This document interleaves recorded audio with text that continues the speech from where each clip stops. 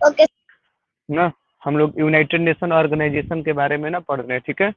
कल के क्लास में हम वो पूरा उसका जितना भी ऑर्गन होता है मेजर, वो डिस्कस किए थे, और जो यूनाइटेड नेशन वो कैसे फॉर्म हुआ उसका हिस्टोरिकल बैकग्राउंड देखे थे कल के क्लास में, ठीक है। आज उसका जो भी मेजर ऑर्गन है ना यूनाइटेड नेशन का, उसका फंक्शन देखेंगे और उसके बारे में डिटेल से स्टडी करेंगे, जिससे मतलब क्वेश्चन एग्जाम में पूछा जा सकता है। ओके, स्क्रीन शेयर है? Yes screen sir. शेयर है ना? ओके, ठीक है। अब देखो, यूनाइटेड नेशन ऑर्गेनाइजेशन के बाबू ऑर्गन की बात करें तो टोटल कितने ऑर्गन होते हैं? इसमें टोटल 6 ऑर्गन होते हैं ना। मेजर ऑर्गन की बात करें तो टोटल कितने ऑर्गन हो जाएंगे? 6। 6 में जो पहला ऑर्गन है उसको बोलते हैं जनरल असेंबली। क्या बोलते हैं? जनरल असेंबली, ठीक है। जनरल असेंबली की बाबू हेड क्वार्टर की बात की जाए तो इसका हेड क्वार्टर किधर होगा? न्यूयॉर्क में ना। इसका हेड क्वार्टर किधर होगा? न्यूयॉर्क में। ये न्यूयॉर्क। जो जनरल असेंबली को, हाँ, इसका इसका हेड क्वार्टर बाबू होगा न्यूयॉर्क में। ओके, साउंड सही है ना? Yes sir. चलो ठीक है।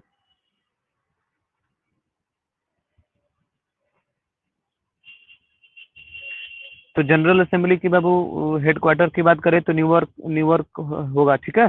टोटल जितने भी, देखो एक चीज को छोड़कर ना, जितने भी 6 ऑर्गन है, यूएनओ के 6 ऑर्गन है, तो 6 ऑर्गन में से केवल एक को छोड़कर आई जे सी इंटरनेशनल, सॉरी आईसीजी, आईसीजे बोलते हैं ना, ICJ international court of justice, बस इसी का मुख्यालय हेडक्वार्टर देखोगे तो हेग में है। किधर है? हेग में। नहीं तो सभी का ना, इस 6 में से 5 का हेडक्वार्टर देखोगे तो हेडक्वार्टर किधर है? न्यूयॉर्क में ही है, ठीक है। यूएनओ का भी हेडक्वार्टर किधर है? यूएनओ यूनाइटेड नेशन ऑर्गेनाइजेशन का भी हेडक्वार्टर की बात किया जाए तो न्यूयॉर्क में ही है। ये न्यूयॉर्क किधर पड़ता है? तो यूएसए में। अमेरिका है ना, अमेरिका में ये न्यूयॉर्क एक सिटी है वहाँ का, ठीक है। तो जनरल असेंबली का हेडक्वार्टर न्यूयॉर्क हो जाएगा, ठीक है। अब देखो ये जनरल असेंबली ये करता क्या है, तो इसको हम लोग पॉलिसिंग मेकिंग बॉडी बोलते हैं, क्योंकि कोई भी पॉलिसी देखोगे, कोई भी लॉ वगैरह बनता है, जैसे कोई भी नियम कानून बनता है तो वो कहाँ बनाया जाएगा? जनरल असेंबली में ही बनाया जाएगा। जैसे हमारे कंट्री में देखोगे कोई भी बिल वगैरह या कोई भी लॉ बनाया जाता है तो पार्लियामेंट में बनता है, लोकसभा और राज्यसभा में बनता है ना। जस्ट लाइक वहीं देखोगे जो जनरल असेंबली है ना, तो जनरल असेंबली भी वही काम करता है जैसे हमारे देश में पार्लियामेंट करता है, ठीक है।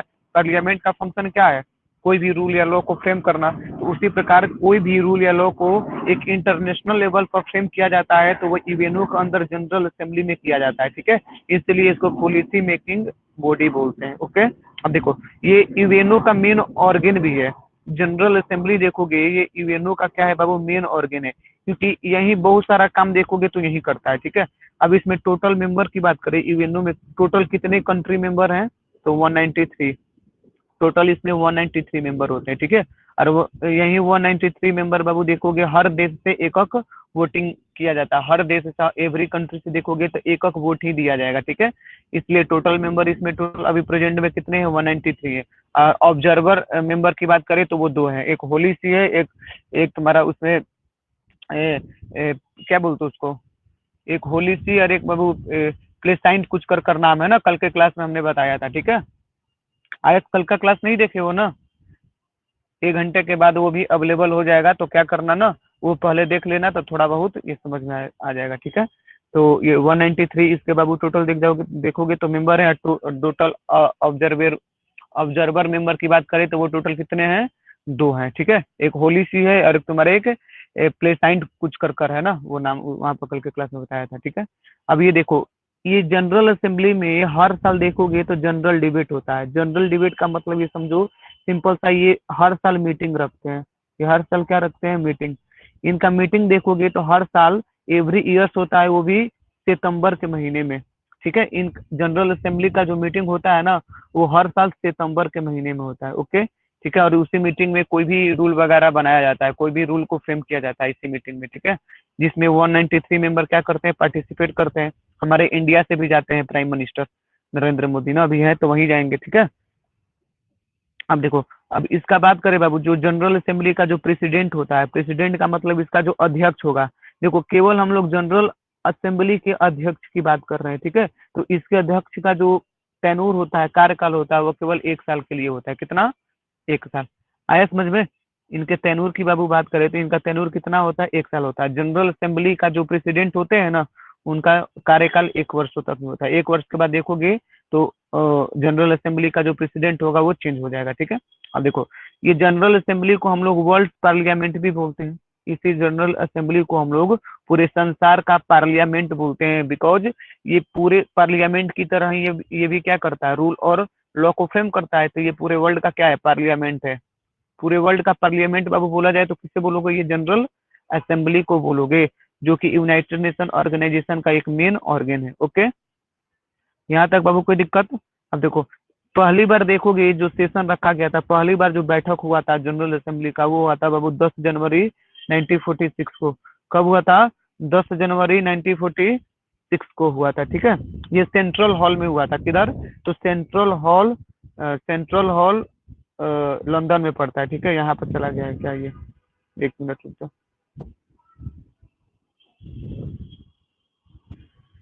एक मिनट, ये जगह का नाम है, ठीक है। इसको यहाँ पर आना चाहिए था ना, तो वहां पर चला गया, ठीक है। तो पहला जो बाबू इसमें मतलब पहला जो सेशन रखा गया था जनरल असेंबली का तो वो 10 जनवरी 1946 में हुआ था ना। वो भी कहाँ रखा गया था? तो मेथोडिस्ट सेंट्रल हॉल, जो लंदन में पड़ता है। मेथोडिस्ट में सेंट्रल हॉल है ना, वहीं पर मेथोडिस्ट सेंट्रल हॉल, जो कि लंदन में ब्रिटेन में पड़ता है, वहीं पर ये पहला बैठक जनरल असेंबली का रखा गया था, ठीक है। तो ये चीज ऑब्जेक्टिव टाइप में क्वेश्चन बन सकते हैं, इसलिए इसको भी याद रखना है, ठीक है। इसका फंक्शन की बाबू बात करें, जनरल असेंबली का मेजर फंक्शन क्या है, करता क्या है? तो ये इंटरनेशनल देखोगे तो पीस को मेंटेन करता है, ठीक है, शांति बनाए रखता है, ठीक है। सुरक्षा प्रदान यही करता है, पूरे वर्ल्ड में एक दूसरे से वार ना हो, दो देशों के बीच फाइट ना हो ना, डिस्प्यूट ना हो, तो उसके लिए सिक्योरिटी भी देखोगे कौन प्रदान करेगा, तो यही जनरल असेंबली, ठीक है। एडमिशन ऑफ न्यू मेंबर, कोई भी नया मेंबर को यदि यूनाइटेड नेशन का मेंबरशिप लेना है, तो ये भी मेंबरशिप देखोगे तो जनरल असेंबली के द्वारा ही उसे दिया जाता है, ठीक है।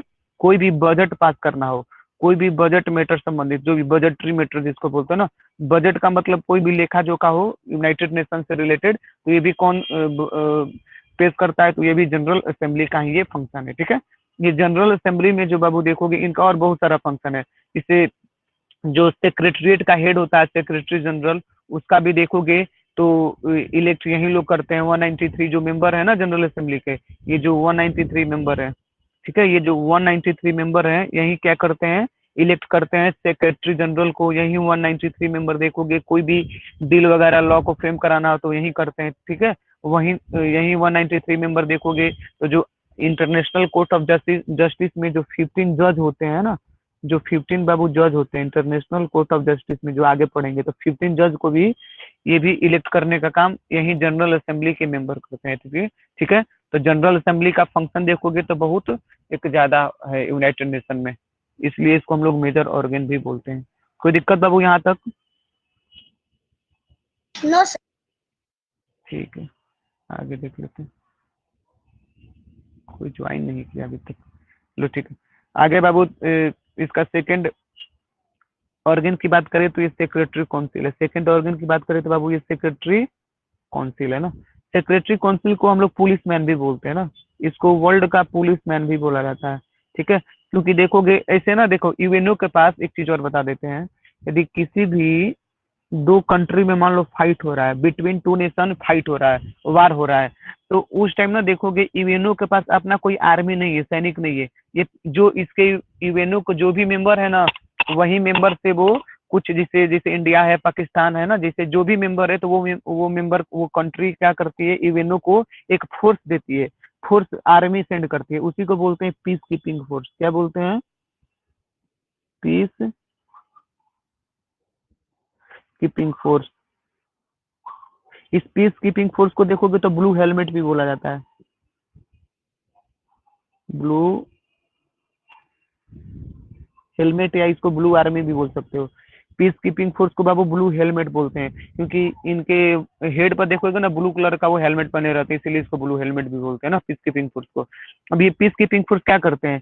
अब यही देखोगे, किसी भी यदि दो कंट्री में, बिटवीन टू कंट्री यदि फाइट हो रहा है, या वार हो रहा है तो जाकर वहां पर उसको रिजॉल्व करा देंगे, ठीक है। उसको रिजॉल्व करने का काम कौन करेगा, ये पीस कीपिंग फोर्स ही करेगा, ठीक है। तो ये पीस कीपिंग फोर्स पर सबसे अधिक देखोगे ना दब किसका रहता है, तो ये सेक्रेटरी काउंसिल का ही रहता है, इसलिए इसको सेक्रेटरी काउंसिल को पुलिसमैन भी बोला जाता है, ठीक है।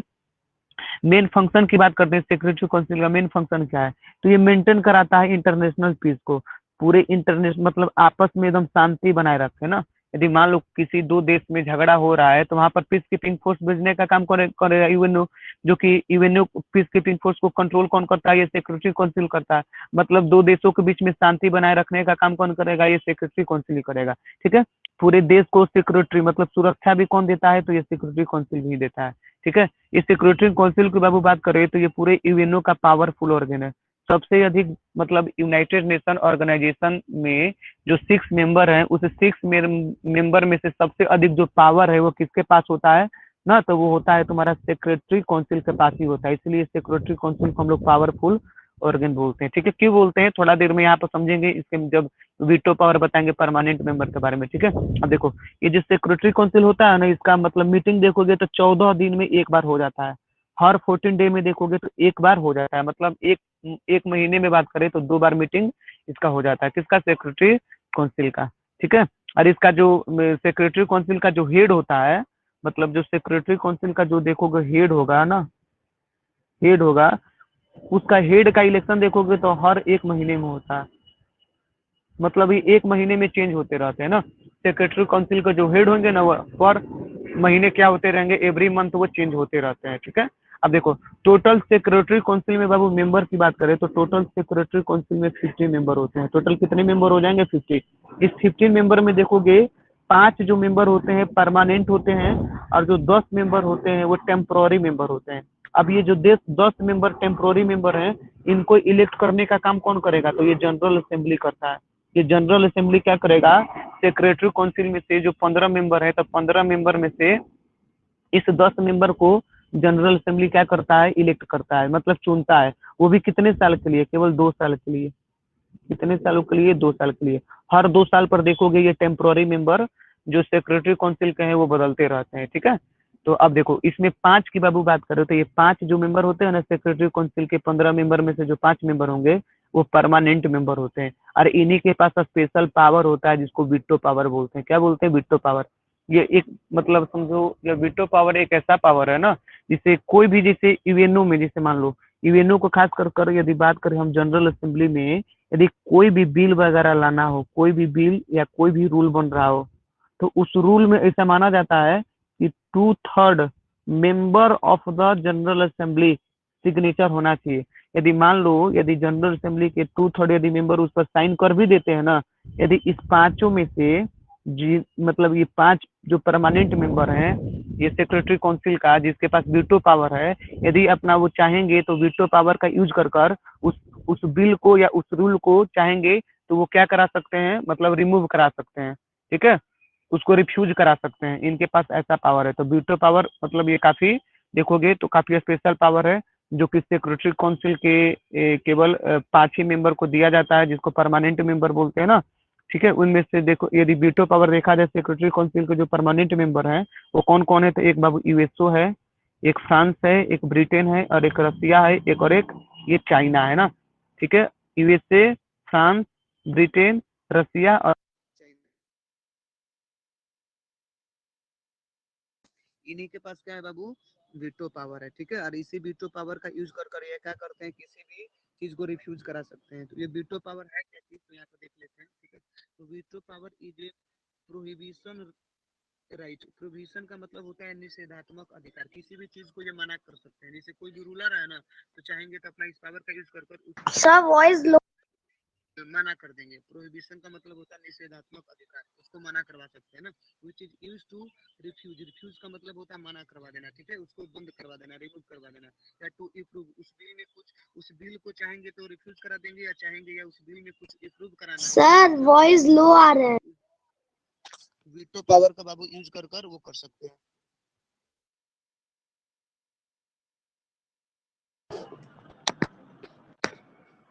हेलो हाँ सर, सर अब उस टाइम साउंड नहीं आ रहा था, सब बहुत धीरे आ रहा था। अच्छा चलो चलो, ये चीज बता रहे थे ना, ये वीटो पावर जो है एक प्रकार का ना, ये प्रोहिबिशन राइट होता है ना, जिसका यूज कर कर वो किसी भी बिल को देखोगे या तो वो रिफ्यूज करा सकते हैं, मना करा देंगे, ना तो उसमें अप्रूव कराने के लिए वो बाध्य कर देंगे, ठीक है। इस पांचों में से यदि कोई भी चाह गया, ध्यान से समझो, अब देखो सेक्रेटरी काउंसिल में से ये जो 15 मेंबर है ना, समझो इस 15 मेंबर में से ये 9 मेंबर को कम से कम कोई भी बिल को पास कराने के लिए इस 9 मेंबर को सहमति चाहिए, और इस 9 मेंबर में से ये 5 मेंबर कौन हो जाएंगे, तो परमानेंट मेंबर हो जाएंगे, परमानेंट मेंबर जिनके पास वीटो पावर है, जिनको पास कैसा पावर है, वीटो पावर। यदि इन 5 मेंबर में से कोई एक भी मेंबर यदि चाहेगा तो उस ये प्रोहिबिशन राइट मतलब वीटो पावर का यूज कर कर उस बिल को या उस लॉ को रिफ्यूज करा सकता है, ठीक है। सबसे अधिक यदि वीटो पावर की बाबू बात करें, सबसे अधिक यूज कौन किया है वीटो पावर का, तो रूस। सबसे अधिक वीटो पावर का यूज कौन किया है, रूस किया है, ठीक है, याद रखना। अब देखो ये परमानेंट मेंबर कौन है, सेक्रेटरी काउंसिल का बाबू परमानेंट मेंबर की बात करें तो ये तुम्हारा परमानेंट मेंबर एक यहाँ पर यूएसओ हो जाएगा, कौन, यूएसए, ठीक है। और यहाँ पर बाबू बात करें, हाँ यूनाइटेड, हाँ ये तुम्हारा इंग्लैंड ब्रिटेन हो जाएगा, ठीक है। ये ब्रिटेन देखोगे तो इधर इधर तुम्हें दिख जाएगा, ठीक है। देखो इधर दिख रहा है ना, ये तुम्हारा यूनाइटेड किंगडम है, कौन है बाबू, ये एकदम छोटा सा, मतलब काफी छोटा कंट्री, यूनाइटेड किंगडम उतना बड़ा है नहीं ना, इधर यूनाइटेड किंगडम है और इधर ही फ्रांस होगा। इसके नीचे बाबू देखोगे तो ये फ्रांस होगा, ठीक है, दिख रहा है कहीं यस सर। फ्रांस, कहाँ दिख रहा है, ये मैप थोड़ा सा मतलब छोटा पड़ जा रहा है ना, ऐसे समझो ये तुम्हारा ब्रिटेन है, सॉरी ब्रिटेन बोल रहा हूँ, ये यूएसए है। ये सेकंड की बाबू बात करें तो यहाँ पर तुम्हारा ये हो जाएगा ब्रिटेन, और यहाँ पर तुम्हारा फ्रांस है, इधर फ्रांस है, ये तुम्हारा रसिया, ठीक है, ये रसिया और ये चाइना, ये चाइना, ओके। 5 की बाबू बात करें तो 5 में ये तुम्हारा एक इधर हो गया यूएसए, ठीक है, ये तुम्हारा ब्रिटेन, ये हो जाएगा फ्रांस, ये रसिया और ये चाइना, ठीक है, ये चाइना, यहीं पर याद भी कर लेना है। इन्हीं पांचों के पास क्या है, इन्हीं पांचों के पास क्या है, यूएसए, ब्रिटेन, फ्रांस, रसिया, ये चाइना, इन्हीं पांचों के पास क्या है बाबू, वीटो पावर। कौन सा power, veto power. Veto power. ये वीटो पावर एक प्रोहिबिशन राइट है, इसका यूज कर कर किसी भी बिल को रिव्यूज कराया जा सकता है ना। इस पांचों में से देखो, इस पांचों में से कोई भी चाह गया, यूएसए, ये ब्रिटेन, फ्रांस, रसिया या चाइना, पांचों में से यदि कोई एक भी ना यदि मना कर दिया तो वो बिल पास नहीं होगा यूएनओ में, क्या वो बिल पास होगा, नहीं होगा। ये चीजें बाबू याद रखना है। कोई दिक्कत आया है समझ में ना। Yes sir. इनका जो मेंबर होता है, सेक्रेटरी काउंसिल के मेंबर होता है, वो हर महीने याद रखना, हर महीने क्या होता है, चेंज होते रहता है हर महीने, ठीक है। और हर 14 दिन पर एक बार इनका मीटिंग होता है, हर 14 दिन पर सेक्रेटरी काउंसिल का हर 14 दिन पर एक बार क्या होता है, मीटिंग होता है, ठीक है। आगे बात कर लेते हैं इकोसॉक। इकोसॉक की बाबू बात करें तो पूरा नाम क्या है, इकोनॉमिक एंड सोशल काउंसिल। पूरा नाम यदि बात करें इकोसॉक का तो क्या है, इकोनॉमिक एंड सोशल काउंसिल, ठीक है। कल के क्लास में वो बता चुके, इकोनॉमिक एंड सोशल काउंसिल, ये हमारा थर्ड ऑर्गन हो जाएगा ना, यूनाइटेड नेशन का ये थर्ड ऑर्गन है, ठीक है। अब देखो इसमें टोटल मेंबर की बात करें तो देखो, जैसे जनरल असेंबली में टोटल 193 मेंबर थे, तो इसमें टोटल 54 ही मेंबर्स हैं। इसमें टोटल मेंबर की बात करें इकोनॉमिक एंड सोशल काउंसिल में, तो टोटल कितने मेंबर हैं बाबू, 54 मेंबर है, ठीक है। अब देखो ये जो 54 मेंबर है, इनको इलेक्ट कौन करता है, तो इनको बाबू इलेक्ट करता है जनरल असेंबली, जो कि हमारा मेन ऑर्गन था यूनाइटेड नेशन का। तो यूनाइटेड नेशन का जो मेन ऑर्गन जनरल असेंबली होता है ना, वही इस 54 मेंबर्स को इलेक्ट करते हैं, जो कि ये इकोनॉमिक एंड सोशल काउंसिल का मेंबर है, ओके। अब देखो कितने सालों के लिए, 3 सालों के लिए। ये जो 54 मेंबर्स हैं, इनको केवल 3 सालों के लिए ही चुना जाएगा। 3 साल के बाद हो सकता है मेंबर, मतलब 54 मेंबर में जो मान लो इंडिया है, तो इंडिया को हो सकता है 54 मेंबर में से हटा दिया जाए, आया समझ में ना। तो ऐसे मतलब ये रिमूव होते रहते हैं हर 3 साल पर, ठीक है। इनका मेन फंक्शन की बाबू बात करें, इकोनॉमिक एंड सोशल काउंसिल ये क्या करता है, क्या है, ये पूरे वर्ल्ड में कोऑर्डिनेशन का काम करता है। पूरे कोऑर्डिनेशन मतलब एक दूसरे से ये काफी कोऑपरेशन करता है, कोऑर्डिनेशन करता है, ठीक है, सहयोग करता है एक दूसरे का। देखो ये पॉलिसी भी देखोगे तो रिव्यू करता है, या रिकमेंडेशन ऑन सोशल।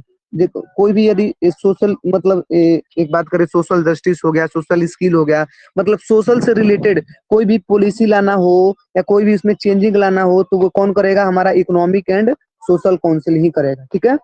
फिर बाबू बात करें इकोनॉमिक एंड इन्वायरमेंटल इशू, कोई भी इकोनॉमिक इशू हो, कोई भी इन्वायरमेंटल इशू हो, उसको भी कौन देखेगा? तो इकोनॉमिक एंड सोशल काउंसिल ही देखेगा। कोई भी देखोगे डेवलपमेंट गोल हो, कोई भी डेवलपमेंट गोल होता है ना, तो उसको भी करने का काम कौन करता है? तो ये हमारा इकोनॉमिक एंड सोशल काउंसिल ही करता है। आया समझ में? यहाँ तक कोई दिक्कत? No. चलो आगे देख लेते हैं, ठीक है। इसका पूरा नाम है ना इकोनॉमिक एंड सोशल काउंसिल, इकोसोक ऐसे शॉर्टकट में बोल देते हैं हम लोग, ठीक है। तो ये इसका कुछ मेजर देख लोगे, फंक्शन होगा ना। आगे की बाबू बात करें तो ये ट्रस्टशिप काउंसिल आ जाता है। ये ट्रस्टशिप काउंसिल की बात कर रहे हैं, ये हम लोग का ये 4 इसका ऑर्गन है, यूनाइटेड नेशन का ये 4 ऑर्गन है, ठीक है। तो अब देखो ये जो ट्रस्टशिप काउंसिल है, इसका मेन फंक्शन क्या था? देखो अभी तो है नहीं, कल के क्लास में भी बता चुके थे, अब ये सस्पेंडेड कर दिया गया है ना। ये कब सस्पेंडेड किया गया था? 1994 में, ठीक है। 1994 से इसका भी यूज नहीं है यूनाइटेड नेशन में। ये जब पहले था ना, देखो जिसे मान लो कुछ ऐसे कंट्री थे उस टाइम जिन मतलब वो पूरी तरीके से इंडिपेंडेंस नहीं थे, वो कंट्री पूरी तरीके से देखोगे सेल्फ रेगुलेट नहीं थे ना, तो वैसे कंट्री को वो लिस्ट बनाता था और उनको हेल्प करता था, मतलब उनको एक सेल्फ प्रिपेयर करता था सेल्फ गवर्नमेंट के लिए, ठीक है। तो इसका मेन फंक्शन हो जाएगा prepare territory for the self government, जिसमें टोटल 11 ट्रस्ट टेरिटोरीज थे। इसमें टोटल कितने ट्रस्ट टेरिटोरीज शामिल थे? तो टोटल 11, याद रखिएगा। इसका इससे संबंधित क्वेश्चन यहीं तक पूछा जाएगा, ठीक है। इसको सस्पेंड कब किया गया? तो 1994 में, ओके। आगे बाबू बात करें तो आगे हम लोग का आ जाएगा इसमें ICJ, international court of justice, ठीक है। इंटरनेशनल कोर्ट ऑफ जस्टिस ये 5th ऑर्गन है, इंटरनेशनल कोर्ट ऑफ जस्टिस। इसका बाबू बात करें तो ये यूनाइटेड नेशन का देखोगे तो ये एक प्रकार का जुडिशियल ऑर्गन है, ये यूनाइटेड नेशन का जुडिशियल ऑर्गन है। जैसे हमारे कंट्री में देखोगे, जैसे गवर्नमेंट का 3 ऑर्गन है, एक एक्सिक्यूटिव है, लेजिस्लेचर है, और एक जुडिशरी है। तो जैसे जुडिशरी काम करता है ना, तो जस्ट लाइक यूनाइटेड नेशन में देखोगे तो ये जुडिशरी वाला ही फंक्शन ये इंटरनेशनल कोर्ट ऑफ जस्टिस निभाता है ना, एक वर्ल्ड लेवल पर, इसलिए इसको जुडिशियल ऑर्गन बोला जाता है, ठीक है। इसका हेड क्वार्टर की बात करें तो इसका head quarter Babu the Hague में है। ये हेग किधर पड़ता है? तो नीदरलैंड में, ओके। पीस पैलेस है वहां पर ना, हेग में पीस पैलेस है, वहीं पर इसका हेड क्वार्टर है इंटरनेशनल कोर्ट ऑफ जस्टिस का, ठीक है। और इंटरनेशनल कोर्ट ऑफ जस्टिस को छोड़कर जितने 5 ऑर्गन है यूनाइटेड नेशन के, उनका देखोगे हेड क्वार्टर किधर है? न्यूयॉर्क में है ना। अब देखो इसको यूनिवर्सल कोर्ट फॉर लॉ भी बोलते हैं, इंटरनेशनल कोर्ट ऑफ जस्टिस को यूनिवर्सल कोर्ट ऑफ लॉ भी बोलते हैं, क्योंकि कोई भी कोर्ट वगैरह से जस्टिस से रिलेटेड कोई भी रूल वगैरह यदि बनाना हो ना, तो ये यहीं का फ्रेम होता है, ठीक है। अब देखो इसमें टोटल जज की बात करें तो इसमें टोटल 15 जज होते हैं। इनमें टोटल कितने जज हो जाएंगे? 15 जज। ये 15 जज को 9 साल के लिए इलेक्ट किया जाता है। अब देखो इस 15 जज को भी इलेक्ट करने का काम कौन करेगा? तो ये जनरल असेंबली के ही मेंबर, जो जनरल असेंबली के मेंबर हैं, वही 15 जज को क्या करते हैं? इलेक्ट करते हैं। कितने सालों के लिए? तो 9 ईयर्स के लिए, ओके। अब इसमें देखोगे इंडियन जज भी हैं, जैसे फर्स्ट इसमें जो इंडियन जज थे फर्स्ट वो BN राव थे, ठीक है। और अभी देखोगे प्रेजेंट में कौन है? तो दलबीर सिंह भंडारी। ये दलबीर सिंह भंडारी ये प्रेजेंट में क्या है? ये 15 जज में से ये प्रेजेंट में ये इंटरनेशनल कोर्ट ऑफ जस्टिस में ना, ये प्रेजेंट में ये जज हैं दलबीर सिंह भंडारी। अब देखो इसमें देखोगे तो एक कोरम चला जाता है। ये कोरम क्या होता है? कोरम का मतलब सिंपल सा समझो ना, जैसे मान लो कोई भी यदि इंटरनेशनल कोर्ट ऑफ जस्टिस में किसी भी इशू पर अभी मतलब बहस मतलब कोई भी बात मैटर पर डिस्कस होगा ना, जब उसमें 9 जज मतलब पार्टिसिपेट करेंगे, कम से कम इस 15 जज में से 9 जज को पार्टिसिपेट करना होगा, तभी किसी भी इशू पर, ठीक है, किसी भी इशू से रिलेटेड डिबेट चलाया जा सकता है इंटरनेशनल कोर्ट ऑफ जस्टिस में। उसी को क्या बोलते हैं? कोरम बोलते हैं, ठीक है, जिसमें 9 जजों की क्या होती है? जरूरत होती है, ठीक है। तो ये इंटरनेशनल कोर्ट ऑफ जस्टिस से इतने ही चीजें नोट डाउन करना है अपने कॉपी में, ओके। कोई दिक्कत बाबू यहाँ तक? No. समझ में आ रहा है ना? Yes, sir. अच्छा लेक्चर रिकॉर्डेड हो रहा है ना जी?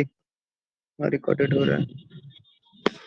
चलो आगे की बात करें, लास्ट ये ऑर्गन हम लोग का हो जाएगा सेक्रेटरीट।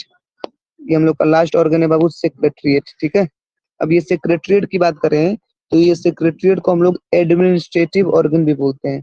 इसको हम लोग एडमिनिस्ट्रेटिव ऑर्गन बोलते हैं बिकॉज यूनाइटेड नेशन से रिलेटेड जो भी एडमिनिस्ट्रेटिव वर्क है उसकी उसका लेखा जोखा देखोगे तो ये सेक्रेटरीट ही करता है, ठीक है। अब इस सेक्रेटरीट में कौन कौन आते हैं? तो एक सेक्रेटरी जनरल आता है, और जितने भी यूनाइटेड नेशन का स्टाफ है वो टोटल इसके मेंबर होते हैं, ठीक है। अब ये सेक्रेटरी जो जनरल होता है ना, ये इलेक्ट होता है 5 सालों के लिए, इसको 5 सालों के लिए क्या किया जाता है, चुना जाता है।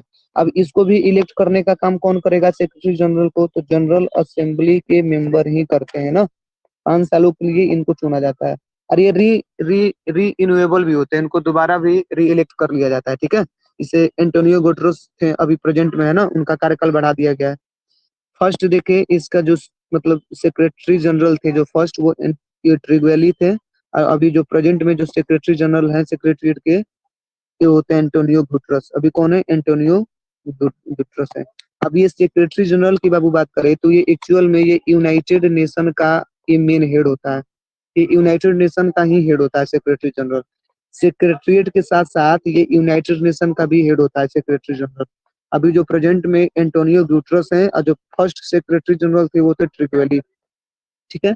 अब इसका फंक्शन की बात करें तो इसका फंक्शन क्या है कि day to day work of जो भी यूनाइटेड नेशन में हर दिन काम काज होता है ना, तो उसका लेखा जोखा रखने का काम कौन करता है, तो ये सेक्रेटरीट ही करता है, ठीक है। इसमें बहुत सारे देखोगे तो सेक्रेटरीट में स्टाफ है जो काम करते हैं, ठीक है।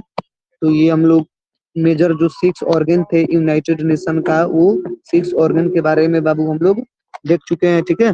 और आगे की क्लास की बात करें तो आगे की क्लास में हम लोग स्पेशल एजेंसी के बारे में पढ़ेंगे ना, जो यूनाइटेड नेशन के कुछ स्पेशल एजेंसी हैं और जो यूनाइटेड नेशन का जो फंड है उसके बारे में हम लोग देखेंगे, ठीक है। तो special agency and the fund of the United nation, आगे के लेक्चर में हम लोग इसी के बारे में क्या करेंगे, डिस्कस करेंगे, ठीक है। तो ये 2 लेक्चर यूनाइटेड नेशन से रिलेटेड हम पढ़ चुके हैं ना। दोनों में जो भी इंपॉर्टेंट चीजें थे वो टोटल हमने पीपीटी में डिस्कस किया हुआ है, समझाया हुआ है ना। क्या करना है, अच्छे से दोबारा लेक्चर को देखकर एक नोट्स बना लेना।